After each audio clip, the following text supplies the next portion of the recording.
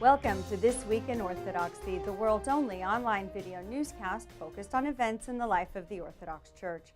I'm Amy Louveris. These are some of the stories making headlines this week. The 12 days of Christmas conclude with Epiphany celebrations from around the world. Orthodox observing the Julian calendar celebrated Christmas, and the March for Life in Washington, D.C. will have an Orthodox presence once again. First up, Orthodox Christians celebrated Epiphany worldwide last week on January 6th, concluding the Nativity season and the 12 days of Christmas.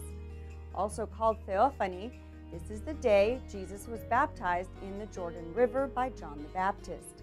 In the United States, the largest Epiphany celebration happens in Tarpon Springs, Florida, where this year's St. Nicholas Greek Orthodox Church welcomed thousands for the 111th celebration, with Archbishop Demetrius presiding over the festivities. Following the conclusion of the Divine Liturgy, the Archbishop led the faithful in a procession to the Spring Bayou, where the service of the Great Ayasmo took place, the sanctification of the waters, and the blessing of the faithful with holy water.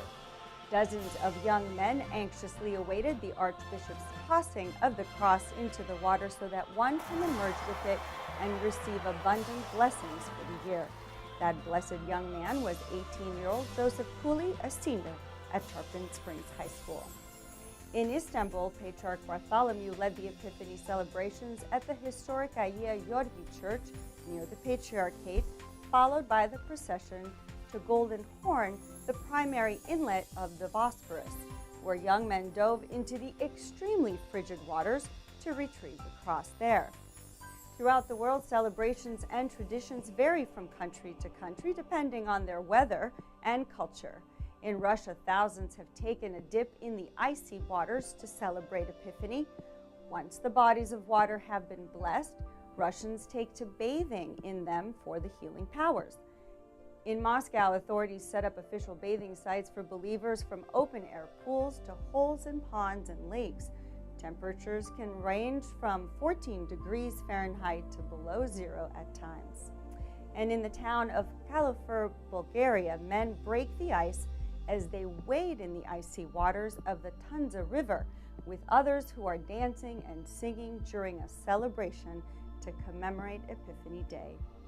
For the many Orthodox Christians who follow the old Julian calendar, Christmas is observed on January 7th, making the 6th Christmas Eve.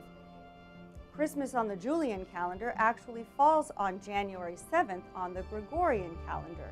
So strictly speaking, Christmas is still kept on December 25th, which just happens to fall 13 days later on the Julian calendar. Fair to say that throughout Orthodox Christian churches and communities worldwide, last weekend marked many monumental celebrations, parades, liturgical services, and blessed feast days for all.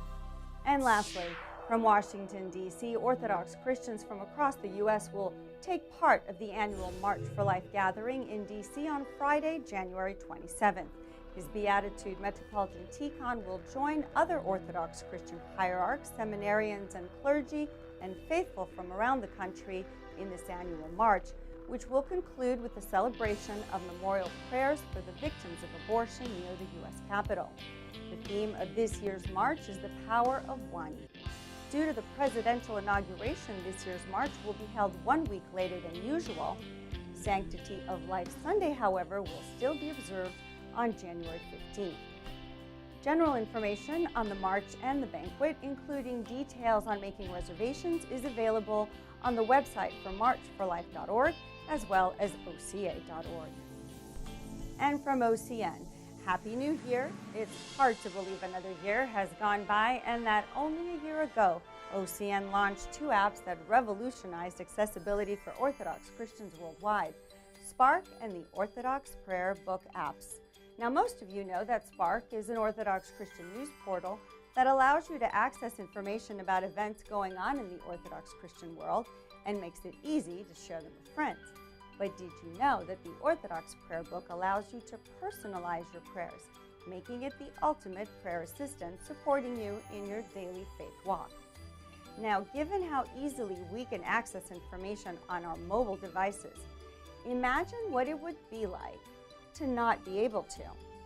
Our 2 OCN apps have been downloaded 12,000 times since last January. That's 50 downloads per day. App users have left us great messages about how there's finally an app that can bring them news from all over the Orthodox world, how they can check it daily, and they can easily share news stories with friends. However, some of our followers have been left out because our apps are currently only available in iOS users, making up about 14% of smartphone users. Vassal commented about this gap. "This is great, hats off to you. Unfortunately, I, as well as the many other Android users, will not be able to utilize this incredible tool. Please build an Android app as well soon." He's not alone. 82% of smartphone users are Android users. That's over 2 billion people worldwide that cannot access our apps. This is where we need your help this year. Help us fill this gap. Much like public radio and TV, we rely on support from our viewers, listeners, and myocn.net visitors like you. Be a part of our growth and make a contribution today, where your donation will specifically support us in raising the $25,000 necessary to create a new suite of Android apps. Let's make Orthodoxy go mobile. Log on to our state-of-the-art website at myocn.net and click the donate button, and take a moment to share it on social media with the hashtag #GoMobile so others are inspired to support OCN too. And that brings another edition of This Week in Orthodoxy to a close. Wishing you a happy new year and a blessed week. For everyone here in our OCN studios, I'm Emmy Louveris. Let's go forth in peace.